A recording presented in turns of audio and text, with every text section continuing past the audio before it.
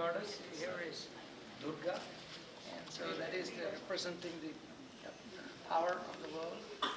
And so the mandir, the temple is named after this in terms of the goddess Durga.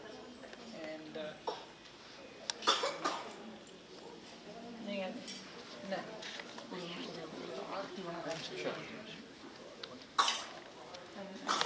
traditionally, this is a personal worship. Each people will come to the place. Do this.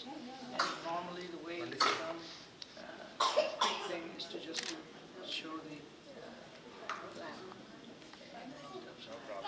ओम श्री दुर्गा परमेश्वर्यै नमः। ओम दुर्गे स्मृता हरसि भीतिमशेषजन्तोः स्वस्ते स्मृतावतिमतीव शुभां ददासि। दारिद्र्य दुःख भयहारिणि कात्वदन्या सर्वोपकारकरणाय सदार्थचित्ता। जातवेदसे सुनवामसोपपरादे यतो विदहाति वेदः। सनः परषदति दुर्गाणि विश्वानावेव सिन्धुन्दुरितात्यग्निः। कात्यायनाय विद्महे कन्याकुमारि धीमहि तन्नो दुर्गे प्रचोदयात्। मेधा देवी जुषमाना नागात् विश्वाति भद्रा स्वदस्यमाना। त्वजाजुश्चानुदमाना दुरुक्तान् बृहत्वदेमविदधे सुवीराः। मातृकाले च विद्महे महासरस्वत्यै च धीमहि तन्नो वाणी प्रचोदयात्। सक्त्वमिमदित उना पुनन्तो यत्र धीरा मनसा वाचमक्रता अत्रासखाय सख्यानि जानते। भद्रैषां लक्ष्मीर्विहिताभिवाची महादेव्यै च विद्महे विष्णुपत्नी च धीमहि तन्नो लक्ष्मी प्रचोदयात्। त्रिशक्त्यात्मिक श्रीदुर्गा परमेश्वर्यै नमः।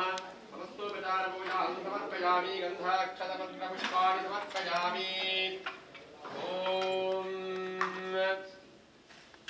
सोमो वा एतस्य राज्यमाधत्ते यो राधासंराज्यो वासोमेन यजते। देवसुभावेतानि हवीगुंसि भवन्ति एतावन्तो वै देवानागुं सभाः। त एवास्मै सभान् प्रयच्छन्ति त एनं पुनः सुमन्ते राज्याय देवसो राजा भवति। परिवार सहित दुर्गा परमेश्वर्यै नमः वेदोक्त मंगलनीराजनं दर्शयामि। आचमनं समर्पयामि। रक्ष रक्षान् धारयामि। ॐ हर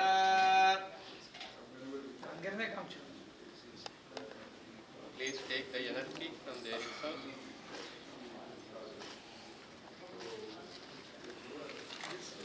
Main deity, Durga, female form in terms of the Shakti and power that other names have.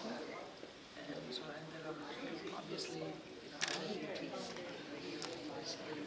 but how to take others around and then show them as well. And so the priest just did